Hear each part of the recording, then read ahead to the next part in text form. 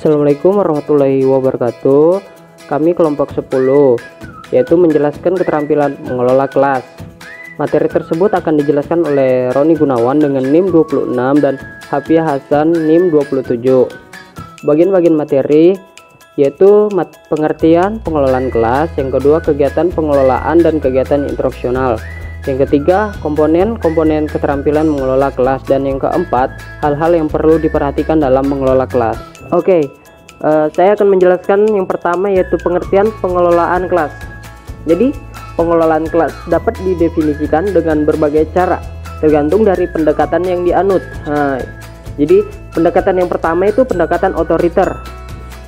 Dia itu mendefinisikan pengelolaan kelas sebagai seperangkat kegiatan yang dilakukan oleh guru untuk menekankan dan memelihara aturan dalam kelas.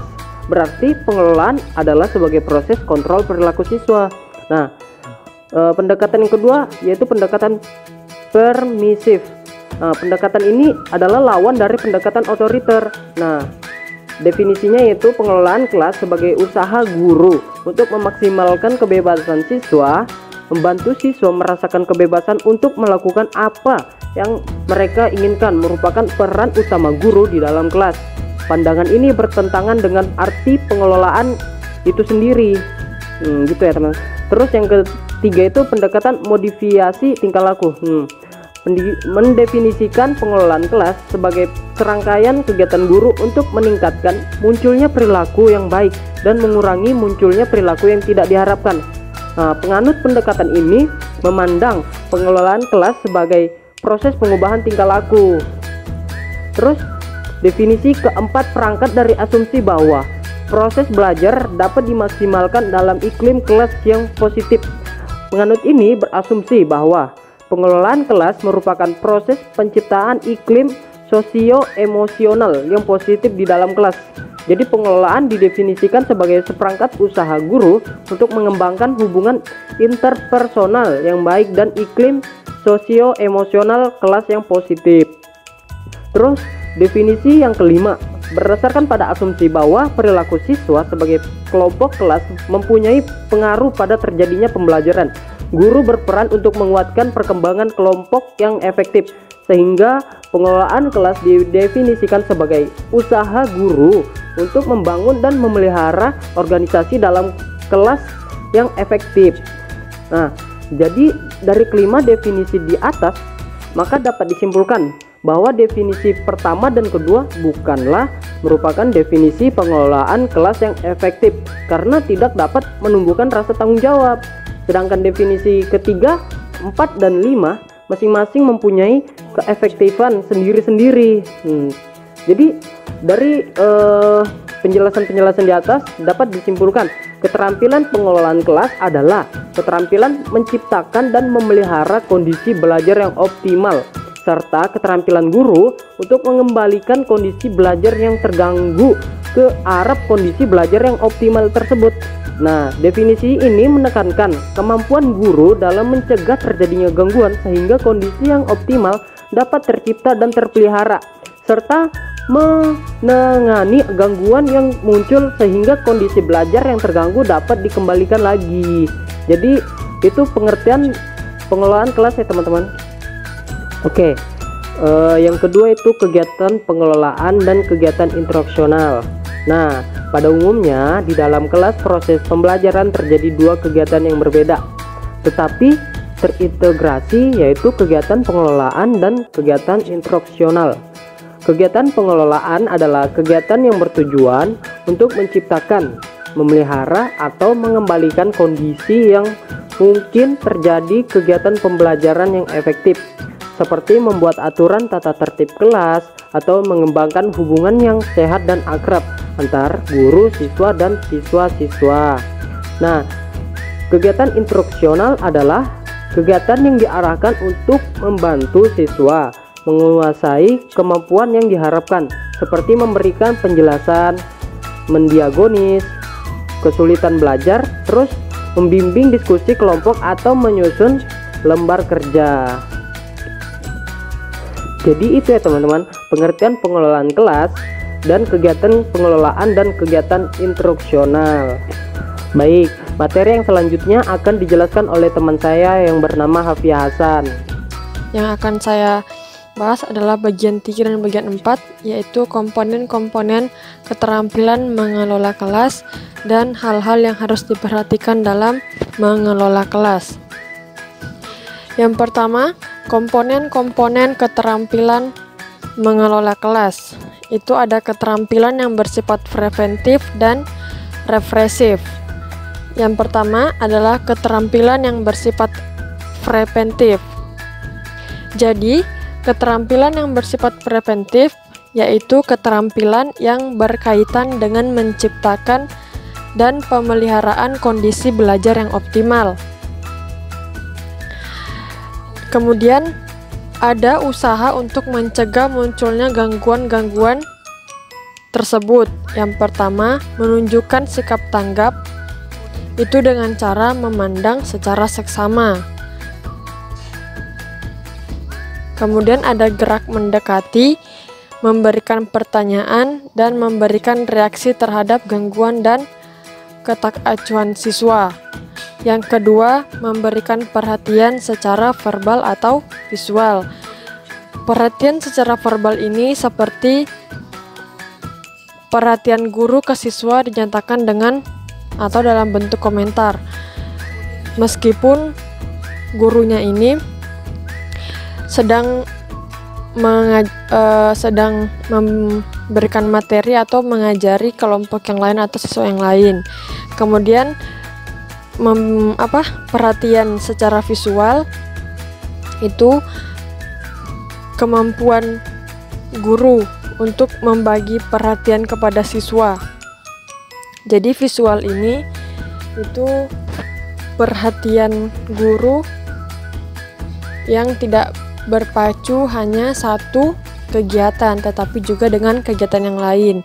Jadi siswanya itu merasa diperhatikan. Yang ketiga, memusatkan perhatian kelompok. Ini ada menyiagakan siswa dan menuntut tanggung jawab siswa. Memusatkan perhatian kelompok ini seperti memberikan tugas, kemudian menuntut tanggung jawab siswa itu seperti apakah nanti tugasnya itu dikumpul ataupun dikerjakan di depan kelas atau sebagaimana halnya yang baik. Yang penting guru itu mampu untuk menuntut tanggung jawab mereka. Yang keempat, memberikan petunjuk yang jelas. Jadi di dalam komponen-komponen keterampilan mengelola kelas kita harus memberikan petunjuk yang jelas. Ini maksudnya pada saat seorang pendidik atau seorang guru memberikan tugas atau pekerjaan rumah kepada siswanya, maka petunjuk tugas tersebut harus jelas, tidak bertele-tele, sehingga membuat siswa itu tidak bingung. Kemudian yang kelima ada menegur. Nah, jadi di sini menegur ada kalanya seorang pendidik itu menegur siswanya, tetapi dengan teguran yang tidak kasar, kemudian dengan dia menegur dengan memberi penguatan. Menegur juga bisa dengan memberi peringatan. Kemudian yang keenam, memberi penguatan. Nah, ini memberi penguatan seperti memberi penguatan itu kayak mungkin kalau menurut saya itu seperti memotivasi siswanya atau memberikan arahan-arahan yang positif. Yang B, itulah keterampilan yang bersifat represif. Jadi keterampilan yang bersifat represif ini itu adalah keterampilan yang berhubungan dengan pengambilan kondisi belajar yang optimal. Ada 3 pendekatan yang dapat diterapkan oleh guru dalam mengatasi gangguan yang berkelanjutan, yaitu yang pertama, memodifikasi tingkah laku. Yang A, meningkatkan tingkah laku yang diinginkan dengan cara memberi penguatan pada tingkah laku yang merupakan bagian dari tingkah laku yang diinginkan. Yang B, mengajarkan tingkah laku baru jika aspek yang diinginkan tidak muncul dengan cara memberi tuntutan atau dengan cara memberi contoh. Ya, ini mengajarkan tingkah laku dengan cara memberi contoh. Kemudian yang C, mengurangi atau menghilangkan tingkah laku yang tidak diinginkan dengan cara penghapusan penguatan, memberi hukuman, membatalkan kesempatan, dan pengurangan hak. Kemudian yang kedua ada pengelolaan kelompok. Nah, dalam melakukan pengelolaan kelompok ini, guru harus memiliki dua keterampilan. Yang pertama, memperlancarkan tugas-tugas. Yang kedua, memelihara kegiatan kelompok. Memperlancar tugas-tugas dengan cara mempererat kerjasama, menetapkan aturan kerja, kemudian memperbaiki kondisi melalui pemecahan masalah, diskusi, atau memodifikasi kondisi kelas. Jadi memperlancar tugas-tugas ini bisa dengan cara menggunakan metode pembelajaran yang menarik. Kemudian yang B, memelihara kegiatan kelompok dengan cara memelihara dan memulihkan semangat siswa. Nah, kayak gitu. Jadi memelihara kegiatan kelompok ini bisa dengan cara memelihara atau memulihkan semangat siswa dengan cara memberi motivasi. Kemudian mungkin bisa seorang guru mungkin bisa membuat suasana lebih nyaman, lebih lebih efisien, jadi siswa itu lebih antusias gitu. Yang ketiga itu menemukan dan memecahkan tingkah laku yang menimbulkan masalah pendekatan. Ya, ini juga guru harus bisa membantu siswanya dalam memecahkan masalah. Yang lanjut, hal-hal yang perlu diperhatikan dalam mengelola kelas. Yang pertama, kehangatan dan keantusiasan guru sangat berperan dalam menciptakan iklim kelas yang menyenangkan. Ya, ini juga sangat penting dalam seorang pendidik ataupun seorang guru, di mana dia harus mempunyai kemampuan untuk memberikan motivasi kepada memberikan aura-aura positif kepada siswanya agar suatu antusias, jadi tidak monoton. Kemudian yang B, kata-kata dan tindakan guru yang dapat menggugah siswa. Ini juga dari sikap seorang pendidik, dari kata-kata pendidik yang dari kata-kata seorang guru saat menjelaskan, memotivasinya itu pasti juga akan secara tidak langsung menggugah siswa atau merubah perilaku siswa, walaupun tidak menutup kemungkinan perilakunya berubah secara drastis, pasti selalu bertahap seperti itu. Kemudian penggunaan variasi dalam mengajar. Jadi penggunaan variasi dalam mengajar ini itu misalkan seperti metode pembelajaran yang menarik, kemudian membawa media-media pembelajaran. Jadi tuh di dalam penggunaan variasi dalam mengajar ini itu tidak akan terjadi gangguan. Jadi siswanya itu tidak merasa bosan. Malah siswa ini akan merasa antusias dan semangat dalam mengikuti pembelajaran. Yang D, keluasan guru dalam kegiatan pembelajaran dan mencegah munculnya gangguan. Ini juga seorang pendidik menurut saya itu tidak harus berdiam diri di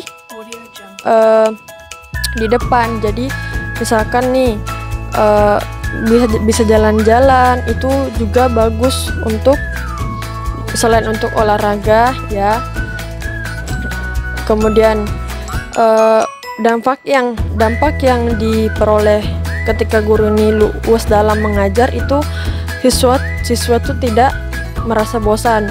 Jadi ada seorang pendidik yang misalkan menjelaskan hanya monoton duduk di kursi guru, kemudian memaparkan materi dengan persentase PowerPoint, itu sangat monoton dan siswa itu menjadi sangat bosan. Jadi dia tuh kurang memperhatikan pelajarannya. Itu kalau gurunya tidak luas dalam mengajar. Kemudian yang E, guru harus menekankan hal yang positif dan menghindari pemusatan perhatian pada hal-hal yang negatif. Jadi guru ini dari perilaku, sikap, penampilan itu semua harus dijaga. Kita harus tahu di mana kita kita harus tahu suasana atau apa ya, kita harus itu berpenampilan yang sopan lah, jangan kita harus tahu keadaan lah intinya seperti itu. Kalau kita mengajar kita harus berpakaian rapi, yang sopan, jangan ketat-ketat, nanti siswanya itu berpikirnya kemana-mana negatif, jadi tuh tidak siswanya tidak memperhatikan pelajaran, malah memperhatikan yang lain. Yang F itu adalah guru hendaknya mampu menjadi contoh dalam menanamkan disiplin diri sendiri. Ya, itu juga, jadi secara tidak sadar ataupun secara sadar guru itu memang sebagai contoh. Banyak siswa yang mencontoh gurunya, banyak siswa yang banyak siswa itu yang kayak pengen jadi seperti guru tersebut. Nah, jadi siswa ini menjadikan guru ini sebagai motivasi. Maka dari itu guru harus mampu menjadi contoh yang baik dalam lingkungan pendidikan maupun lingkungan keluarga dan sebagainya. Yang G, guru hendaknya menghindari hal-hal sebagai berikut. Yang pertama, mencampuri kegiatan siswa secara berlebihan. Kedua, berhentinya satu penjelasan atau kegiatan yang seharusnya masih berlangsung. Ketiga, ketidaktepatan memulai dan mengakhiri kegiatan. Keempat, penyimpangan yang berlarut-larut dari pokok bahasan. Yang kelima, bertele-tele. Sekian pemaparan materi dari saya. Wassalamualaikum warahmatullahi wabarakatuh.